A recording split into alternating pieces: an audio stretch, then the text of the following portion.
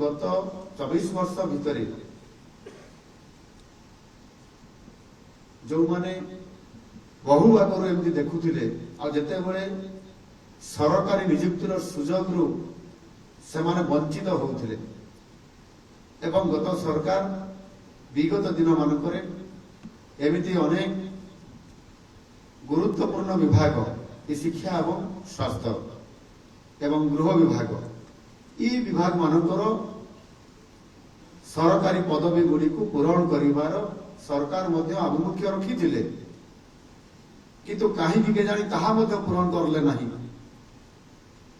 जहाँकि आमर मौलिक समस्या शिक्षा क्षेत्र में मानव संबल तैयारी करबा एवं स्वास्थ्य क्षेत्र में लोकों को सेवा जोगाई देबा एभली एक महत्वपूर्ण कार्यक्रम रे अंतराय करार ये प्रकार जो गोटे गैप कर दिया गला जहा द्वारा शिक्षा क्षेत्र में एवं स्वास्थ्य क्षेत्र में ओडिशा बहुत पछरे रहीगला यदि आम नियुक्ति न देबा आम विभाग शक्ति वृद्धि न करिबा कार्यक्षमता वृद्धि न करिबा ताहले आगु आम जाई परिबा नहीं तेणु ये मुझे कहूँ ये काम गत सरकार मध्य पारि था किंतु हो पारिला नहीं बोध हुए ये विधिर विधान थिला आ ये शुभ कार्य नुआ सरकार हाथ लगिबो आ नुआ सरकार करिवे आ सेइथिमे आज दिन को आपण मानकु अपेक्षा करिया पड़िला जो समाज जिते शिक्षित से समाज सेते उन्नत जो समाज रे लोके जिते स्वास्थ्यवान से समाज सेते शक्तिशाली ये जो कथा मु कहली ये छोटिया कथा नुह आज आम देखंतु को देश सहित तुलना करि पारंती को राज्य सहित तुलना करि पारंती आ सेही अनुसार आम ओडिशार चित्र भी आपण माने ताकु देखिकी तुलना करि पारिबे एनु आज जदि आम ए कथार गुरुत्व को अनुभव करने चेष्टा करवा ताहले दुर्भाग्यवशत विभिन्न मानदंड रे ओडिशा उभय शिक्षा और स्वास्थ्य क्षेत्र में आम जिते पारदर्शिता हासिल करने कथा सेते हासिल कर पारि नाहंती ये वास्तव चित्र आज मो सरकार मुखिया हिसाब से आपण माने जिते मते दायित्व बदलैछंती आज मु ये कथा स्पष्ट भाव में कहया चाहूँगी एवं आम जी हासिल कर कथा गोटे सरकार निरंतर भाव में 24 वर्ष शासन मुख्य हिसाब रे मुखिया हिसाब रे दायित्व देकर शासन को चलेबा आमे आमर लक्ष्य को हासिल करने आम योजना करवा नहीं दीर्घम्यादी योजना करवा नहीं ताहले आमे लक्ष्य हासिल करि परिबा तेणु आमे आमर प्रकृत रे जो ट्रू पोटेंशियल था ताकू आमे तार बेनिफिट आमे नहीं पारि नांती आ ताहार कारण यदि खोजिबा बहुत अच्छी मुझे भीतर को आज दिन रे जीवा पई चाहू नहीं राज्यर शासन मुख्य हिसाब रे राज्यर जो एभली एक अवस्था अच्छी मुझे अणदेखा करि नहीं आ निकट में जो नीति आयोग द्वारा सद्य प्रकाशित स्वास्थ्य रैंकिंग जहाँ अच्छी कहवाटा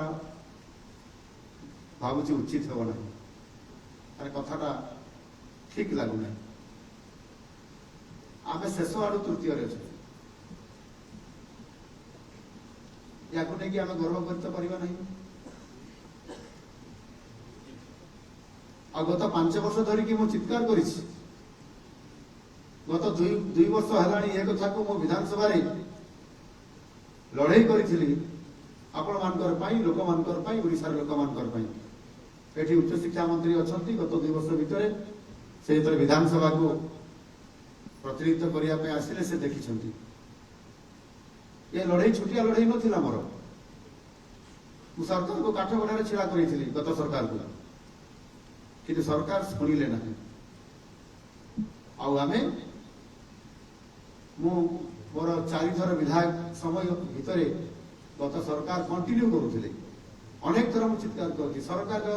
उपमुख्य सचेतक थिला बेले भी मुझे कथा को गृह में बारंबार प्रश्न पचारि এবং সরকার নিকটরে মু দাবি মধ্যে করেছি ওড়িশা को आगु नेबा पई नुआ ओडिशा गठन करबा पई आम लोक मान को आगु नेबा पई किंतु हेई परला नाही आज ये स्वास्थ्य विभाग रे आमे केवल गोटे कथा शुणुलु सेटा होउची विश्व स्तरीय स्वास्थ्य सेवा सतरे कोन ओडिशा आज विश्व स्तरीय स्वास्थ्य सेवा आज देई करूची आमे समस्ते होई परिबा किए मना करितला किए प्रतिबंध सृष्टि करला गोटे सरकार 24 वर्ष रहिबो आउ आमे 24 वर्ष पर भी कहबा आमे विश्व स्तरीय स्वास्थ्य सेवा कथा आज आमे चिंता करूछु आमे योजना करूछु देखिला बेलू आमे जते बेले परीक्षा दउछु परीक्षा रे 100 नंबर रु आम ओडिशा पाइछन्ती केते ना 40.19 नंबर 40 नंबर आमे पाइछु अर्थात आमे थर्ड डिवीजन रे आमे अछन्ती आज दिन रे आमे पुलिस विश्व स्तरीय कथा कहबा आमको परिवर्तन करने को पड़ो आम समस्त मिलित सहयोग में आगू आगू जावाई पड़ो ओडिशार स्वास्थ्य सेवा जो थर्ड डिवीजन अच्छी आमको फर्स्ट डिवीजन करने पड़ो अर्थात जहाँ आमको नीति आयोग जो रैंकिंग रे आम रखी से रैंकिंग रे आमको 60 नंबर रखिक फर्स्ट डिवीजन रे पास करने पड़ो आज आपण समस्त को आह्वान करूँ एवं जो मैंने आज आपण मैंने नवनियुक्त हिसाब से आज कम करने आज आगे आपको निश्चित भाव में अनुरोध करी आपण मैंने आम कि आगामी दिन में स्वास्थ्य सेवा क्षेत्र में थर्ड डिवीजन फर्स्ट डिवीजन रे रहिबा नीति आयोग हमको नंबर देवे आधार में आपण मैंने समस्ते आज तो निश्चित खुशी दिन किंतु गोटे संकल्प नियंतु गोटे चैलेंज नियंतु मु निश्चित भाव सरकार जो आभिमुख्य अच्छी ये विभाग थर्ड डिवीजन फर्स्ट डिवीजन होगापाई जहाँ जहाँ क्राइटेरिया अच्छी पूरण करने व्यक्तिगत हिसाब से मु निश्चित भाव में मोर लोकंकर गरीब लोक मान रोगी मान सेवा करी फर्स्ट डिवीजन पास करी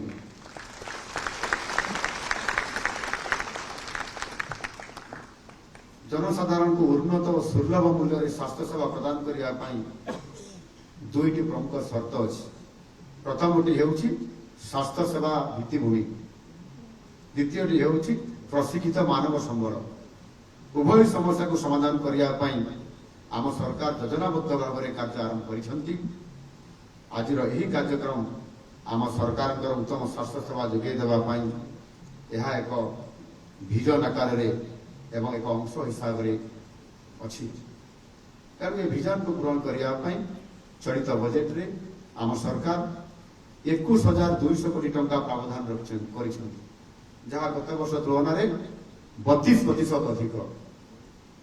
नुआ सरकार आसी 32% अधिक प्रावधान रखिंट स्वास्थ्य सेवा को आग को नापी आप जापारे आम सरकार जो विजन एवं जो मिशन अच्छी आम कि भाव में आगामी दिन में स्वास्थ्य सेवा जोगे देवाई लोकंर बद्धपरिकर अच्छु एवं ये जो आमर प्रमुख अर्थ आम देचु ये विभाग को से भित्तिभूमि निर्माण समस्त अधिकांश खर्च आम रखिचु आम संस्था रे जाऊना भित्तिभूमि जो विभाग नथिबो जो सरकार नथिबो से राज्यर लोक मान को आम निश्चित भाव में स्वास्थ्य सेवा हो शिक्षा सेवा हो आम उचित प्रावधान आम रखिपारू ना अनेक समय आमर डाक्तरखाना मानक आपने समस्ते देखिथे जो मैंने आज नवनियुक्त हिसाब से आज अच्छा रेडियोग्राफर हिसाब से एवं आमर अन्य विभाग जो आपण मैंने काम करने जाऊँ हे तो आपण मैंने भी काली से ही स्वास्थ्य विभाग की आउटसोर्सिंग रे भी काम करते कौन काम करते आउटसोर्सिंग रे काम करते भविष्य तो किसी ना केवल दरमा गंडा को पाइबा आउटसोर्सिंग रे केते इच्छा लगे लोक को स्वास्थ्य सेवा जोगे देवा उन्नत मानर स्वास्थ्य सेवा जोगे देवा एणु आज से आमर सरकार नुआ सरकार चिंता करले केवल अर्थ उपार्जन ही एकमात्र लक्ष्य जहाँ थिला ତାହା ଆଉ ରହିବ ନାହିଁ। ଅର୍ଥ ଉପାର୍ଜନ ତ ରହିବ, କିନ୍ତୁ ତା ସହିତ ଆମର ଏକମାତ୍ର ବଡ଼ ଲକ୍ଷ୍ୟ ହେଉଛି ଉତ୍ତମ ସେବା ଯୋଗାଇ ଦେବା। ଆମେ ଉତ୍ତମ ସେବା କିଭଳି ଭାବରେ ଯୋଗାଇ ଦେବା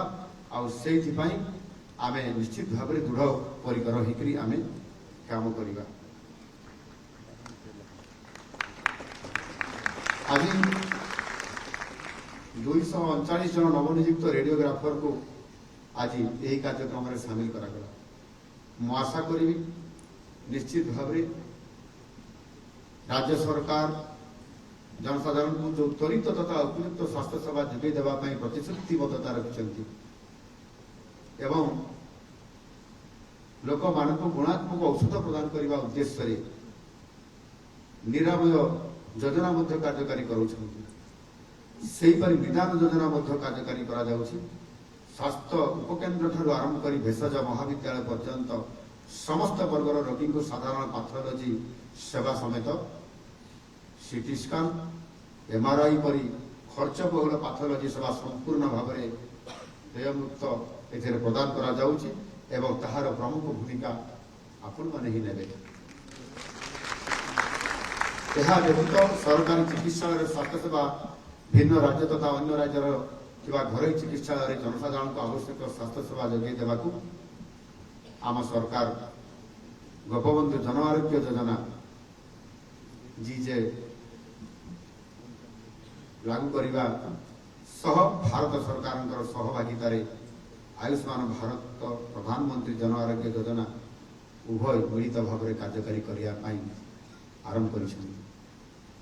ଏ ଯୋଜନା ଏ କାର୍ଯ୍ୟକ୍ରମ ଆମ ଦେଶର ଯଶସ୍ୱୀ ପ୍ରଧାନମନ୍ତ୍ରୀ ନରେନ୍ଦ୍ର ମୋଦିଜୀ ଯେତେବେଳେ ସାରା ଭାରତ ବର୍ଷରେ ଏ ସେବା ସବୁ ରାଜ୍ୟକୁ ସମାନ ସ୍ତରରେ ଯୋଗାଇ ଦେବା ପାଇଁ ଚାହିଁଲେ ଆୟୁଷ୍ମାନ ଭାରତ ଯୋଜନା ଅଧୀନସ୍ଥ, ସେତେବେଳେ ଗତ ସରକାର ଏହାକୁ ଲାଗୁ କଲେ ନାହିଁ। ନିଜସ୍ୱ ଯୋଜନା କାମ କରିବା ପାଇଁ ଚେଷ୍ଟା କରିଲେ, ତାହା ବି ସଫଳ ହେଲେ ନାହିଁ। ଆଉ ଆଜି ମିଳିତ ଉଦ୍ୟମରେ କେନ୍ଦ୍ର ସରକାରଙ୍କର ବା ରାଜ୍ୟ ସରକାରଙ୍କର ଉଭୟ ଗୋପବନ୍ଧୁ ଜନ ଆରୋଗ୍ୟ ଯୋଜନା ଏବଂ ଆୟୁଷ୍ମାନ ଭାରତ ପ୍ରଧାନମନ୍ତ୍ରୀ ଜନ ଆରୋଗ୍ୟ ଯୋଜନା ଉଭୟକୁ ମିଳିତ ଭାବରେ କାର୍ଯ୍ୟକାରୀ କରିବା ଦ୍ୱାରା ଏ ସେବା କେବଳ ନିଜ ରାଜ୍ୟ ଭିତରେ ସୀମିତ ନୁହଁ, ଭାରତ ବର୍ଷରେ 27,000ରୁ ଅଧିକ ବଡ଼ ବଡ଼ ହସ୍ପିଟାଲ ମାନଙ୍କରେ ଆପଣମାନେ ଅନଲାଇନ ଜରିଆରେ ତାର ଅର୍ଥ ପ୍ରାପ୍ତ ହେବା ସହିତ ମଧ୍ୟ ଆପଣମାନେ ତ୍ୱରିତ ପର୍ଯ୍ୟାୟରେ ସେବା ମଧ୍ୟ ପାଇପାରିବେ। ଉନ୍ନତ ସ୍ୱାସ୍ଥ୍ୟ ସେବାକୁ ଜନସାଧାରଣଙ୍କ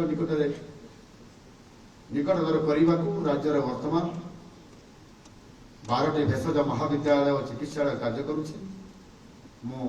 ନିଶ୍ଚିତ ଭାବରେ ଏଥିରେ ଆପଣମାନଙ୍କୁ ଭରସା ଦେବି ଯେ ଆଗାମୀ ଦିନରେ ये 12टी भेषज विद्यालय आमको आज दिन में पर्याप्त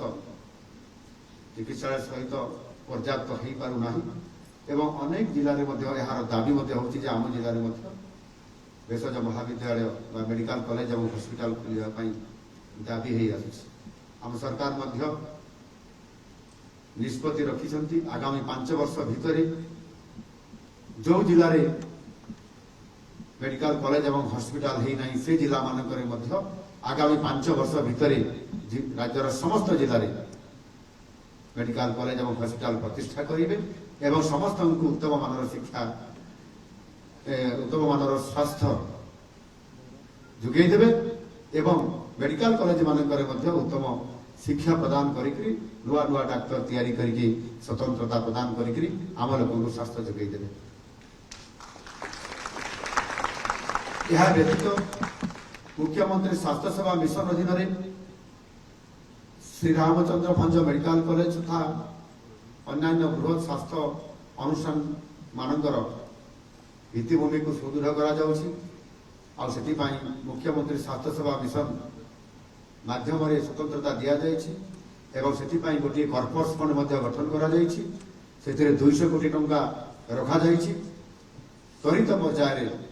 गोटे मेडिकल रे चिकित्सा क्षेत्र आवश्यकता अर्थ को पूरण कर बहुत समय कर्तृपक्ष से असफल रही था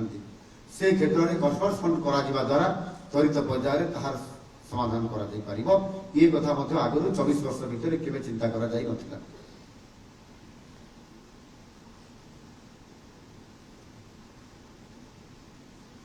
राज्य सरकार दायित्व नेबा परठारु जनसाधारण को उत्तम स्वास्थ्य सेवा जोगाई देवाक यही क्षेत्र में नूतन स्वास्थ्य कर्मचारी और चिकित्सा अधिकारी नियुक्ति देवार प्रयास आरंभ करिसेंती।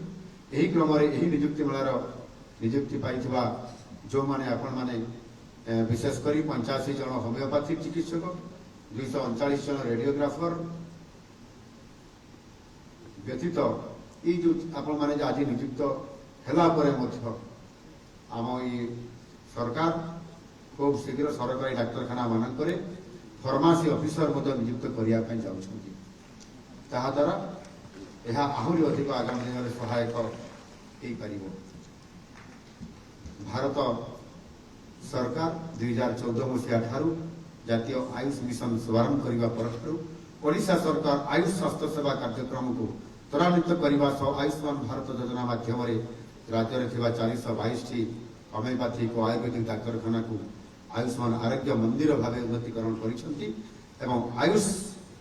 सेवा को अधिक रोगाभिमुखी रोगी को चिकित्सा विशेषज्ञों परामर्श प्रथम थर कर 3,50,000 विशिष्ट समन्वित आयुष चिकित्सालय ढेंकानाल ब्रह्मपुर एवं बालेश्वर प्रतिष्ठा करने जाऊँगी। आज यही शुभ अवसर में मुझे उपस्थित समस्त नवनियुक्त सरकारी अधिकारी मान कही रखी मानव सेवा ही माधव सेवा प्रति लोक स्नेह आग्रह सेवा मनोवृत्ति सह चिकित्सा कले से उत्तम चिकित्सक हो पारे और जनसाधारण सरकार यही प्रयास को यही प्रयास सफल पाइपर ये संपर्क में मु कही रखी सरकार IPHS अर्थात 2022 इंडियन पब्लिक हेल्थ स्टैंडर्ड नियमावली अनुसार रेडियोग्राफर कैडर पुनर्गठन करा जायछि। आज यही नियुक्ति मेला मूल पदवी नियुक्ति होगा सह परवर्ती समय विधि अनुजाई यही कैडर पदोन्नति पदवी गुड़िक पूरण करने कार्यानुष्ठान ग्रहण कर एक गणतांत्रिक राष्ट्र और राज्यर मंगल सरकार एक प्राथमिक दायित्व अच्छी। समाज समस्त वर्गर उन्नति और सर्वोपरि जीवशक्तिर विकास आम मान प्रथम लक्ष्य। आम सरकार गठन कर सरकारी कल को चलचंचल करने सहित नियुक्ति प्रक्रिया को त्वरान्वित करने आम सरकार प्रतिश्रुतिबद्ध। निर्वाचन पूर्व जिते बेले आम दल घोषणा पत्र स्वतंत्रता देइथिले जे दीर्घ लंबा समय धरिकी जिते बेले गत सरकार खाली पड़ता सरकारी पदवी गुड़िक पूरण करने चेष्टित हेले नहीं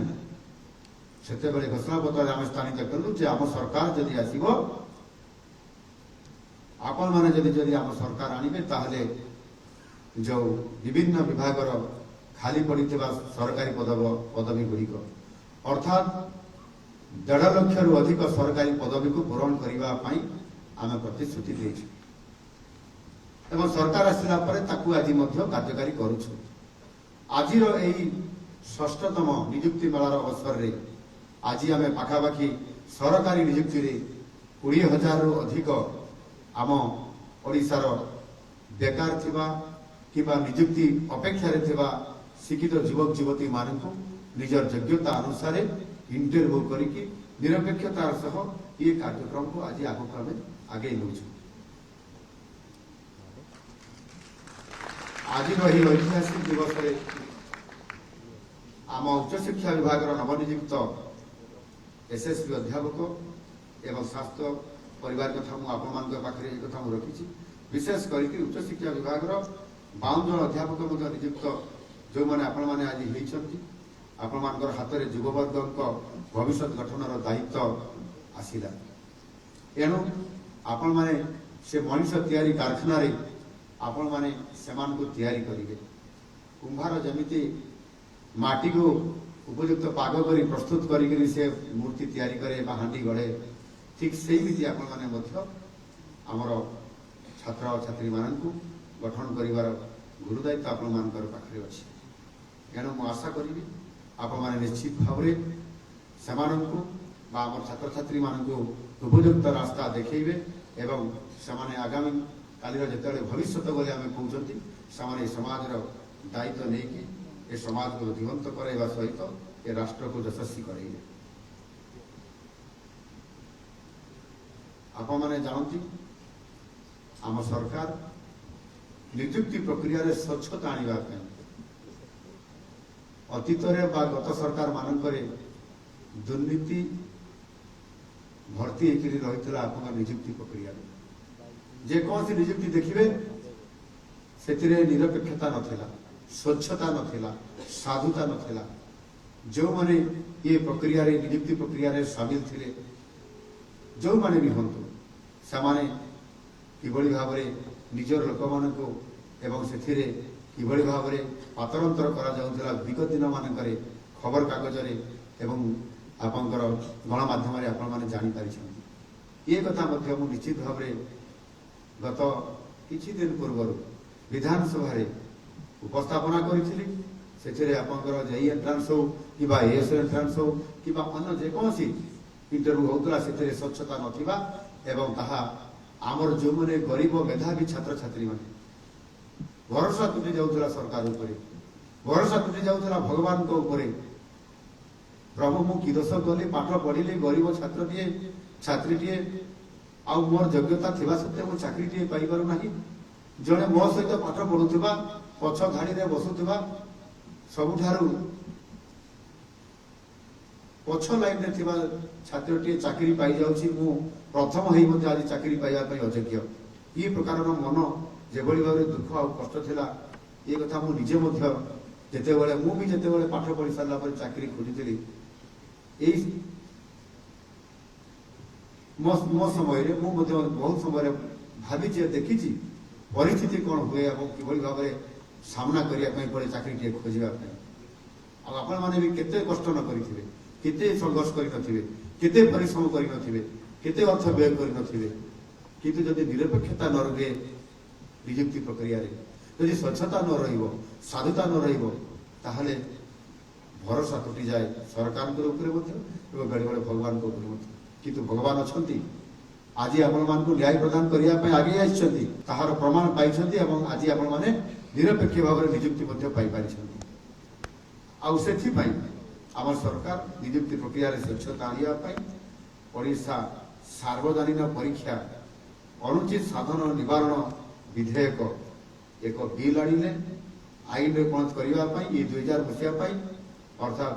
Odisha public examination prevention of unfair means bill 2024 ବିଧାନସଭାରେ ଏହାକୁ ଅଣାଯାଇଥିଲା। ଏବଂ ସ୍ୱତନ୍ତ୍ର ଭାବରେ ମୁଁ ନିଜେ ଚିନ୍ତା କଲି, ଯଦି ଏଭଳି ଭାବରେ ସାଧୁତା ସ୍ୱଚ୍ଛତା ସହିତ ଯଦି ଆମେ ଏକ ନିଯୁକ୍ତି ପ୍ରକ୍ରିୟା ନ କରିବା, ତାକୁ ଆଇନରେ ଆଣିକରି ଯଦି କାର୍ଯ୍ୟକାରୀ ନ କରିପାରିବା, ତାହେଲେ ଦୋଷୀ ଦଣ୍ଡ ପାଇପାରିବ ନାହିଁ କିମ୍ବା ଆଗାମୀ ଦିନରେ ଆମ ପିଲାମାନଙ୍କର ଭବିଷ୍ୟତ ଆଉ ଠିକ ରାସ୍ତାରେ ଯାଇପାରିବ ନାହିଁ, ଅନ୍ଧକାର ଆଡ଼କୁ ଚାଲିଯିବ। ଆଉ ତାକୁ ଲକ୍ଷ୍ୟ କରିକରି ଆଜି ବିଲ୍ ଆସିଲା ଏବଂ ତାକୁ ମଧ୍ୟ ଆଜି ଆଇନରେ ପରିଣତ ହେଇଗଲା। ଏଣିକି ଆଇନ ଆସିଲା, ଯେଉଁମାନେ ଏ ନିଯୁକ୍ତି ପ୍ରକ୍ରିୟାରେ ସାଧୁତା ଆଉ ସ୍ୱଚ୍ଛତାରେ ଯଦି ସେମାନେ ଟିକିଏ ବି ଯଦି ଏଠି ଭୁଲ କରି ବସିବେ, ଅନିୟମିତତା କରିବେ, ତାହେଲେ ତାଙ୍କୁ 1 କୋଟି ଜରିମାନା ସହିତ 10 ବର୍ଷ ପର୍ଯ୍ୟନ୍ତ ଦଣ୍ଡ ଦେବାର ବ୍ୟବସ୍ଥା ଆମ ସରକାର କରିଛନ୍ତି। ଏଣୁ ମୁଁ ସେମାନଙ୍କୁ ସାବଧାନ କରାଇ ଦେଉଛି, ଯେଉଁମାନେ ଏଭଳି କାମ କରିବେ ସାବଧାନ। ଆଗାମୀ ଦିନରେ ଆମ ସରକାର ଆଇନ ଆଣି ସାରିଛନ୍ତି, କାର୍ଯ୍ୟକାରୀ କରିବା ପାଇଁ କେବଳ ଅପେକ୍ଷାରେ ଅଛନ୍ତି। ଯଦି ସେଭଳି ଭୁଲ ହେବ ତାହେଲେ ଜେଲ ଯିବା ପାଇଁ ଆଉ ଦଣ୍ଡ ଭୋଗିବା ପାଇଁ ପ୍ରସ୍ତୁତ ରହିବା ପାଇଁ।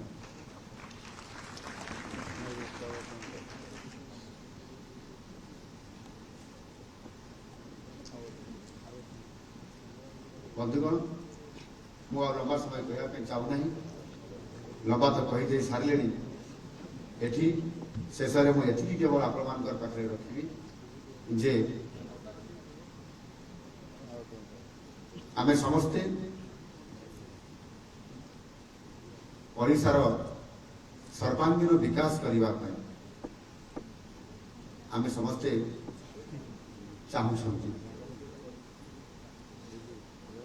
ଆଉ ସେଥିପାଇଁ ଆମ ସରକାର ମଧ୍ୟ 2036 ମସିହା ପାଇଁ ଏବଂ 2047 ମସିହା ପାଇଁ ଓଡ଼ିଶାକୁ ଏକ ସମୃଦ୍ଧ ଓଡ଼ିଶା ତଥା ବିକଶିତ ଓଡ଼ିଶା ଗଠନ କରିବା ପାଇଁ ଆମେ ଏକ ଭିଜନ ଡକୁମେଣ୍ଟ ମଧ୍ୟ ପ୍ରସ୍ତୁତ କରିଛୁ। ଆଜିର ଯୁବ ସମାଜ 2036 ଓ 2047ରେ ଓଡ଼ିଶାର ମଙ୍ଗ ଆପଣମାନେ ଧରିବେ। ତେଣୁ ଯେଭଳି ଦକ୍ଷ ଓ ଦାୟିତ୍ୱବାନ ଆପଣମାନେ ହେବେ ତାକୁ ସୁନିଶ୍ଚିତ କରିବା ଇଏ ଆପଣମାନଙ୍କର ଦାୟିତ୍ୱ। ଯଦି ଯୁବ ସମାଜକୁ ଉପଯୁକ୍ତ ପଥ ପ୍ରଦର୍ଶନ କରିପାରିବେ ସମୃଦ୍ଧ ଓଡ଼ିଶାର ଲକ୍ଷ୍ୟ ନିଶ୍ଚିତ ଭାବରେ ପୂରଣ ହୋଇପାରିବ। ଆଗାମୀ ଦିନରେ ଓଡ଼ିଶାର ଶିକ୍ଷା, ଶିକ୍ଷାନୁଷ୍ଠାନ, ଶିକ୍ଷକ ଓ ଛାତ୍ରଙ୍କର ବିକାଶ ପାଇଁ ଆମ ସରକାର ସମସ୍ତ ପଦକ୍ଷେପ ନେବେ ଏବଂ ଓଡ଼ିଶାର ଶିକ୍ଷାର ବିକାଶ ଧାରା ଓଡ଼ିଆ ଛାତ୍ର ଓ ଶିକ୍ଷକ ଜାତୀୟ ଅନ୍ତର୍ଜାତୀୟ ମାନକ ଓ ସୂଚକାଙ୍କରେ ସମକକ୍ଷ ହୋଇପାରିବେ। ଆପଣମାନଙ୍କୁ ମୁଁ ପୁଣି ଥରେ ଅଭିନନ୍ଦନ ଜଣାଉଛି ଓ ଆପଣମାନଙ୍କର ଉଜ୍ଜଳ ଭବିଷ୍ୟତ କାମନା କରୁଛି। ଶେଷରେ ଗୋଟିଏ ମାତ୍ର ବାକ୍ୟ କହିବି, ସରକାରୀ ଚାକିରିକୁ ଅର୍ଥ ଉପାର୍ଜନ ସର୍ବସ୍ୱ କରନ୍ତୁ ନାହିଁ, ନିଜ ନିଜ କର୍ତ୍ତବ୍ୟ ପ୍ରତି ଅନୁରକ୍ତ ରୁହନ୍ତୁ ଏବଂ ଦୁର୍ନୀତିକୁ ଭୁଲରେ ବି ପ୍ରଶ୍ରୟ ଦିଅନ୍ତୁ ନାହିଁ। Welcome to the administrative machinery of Government of Odisha। ଜୟ ହିନ୍ଦ, ବନ୍ଦେ ମାତରମ୍।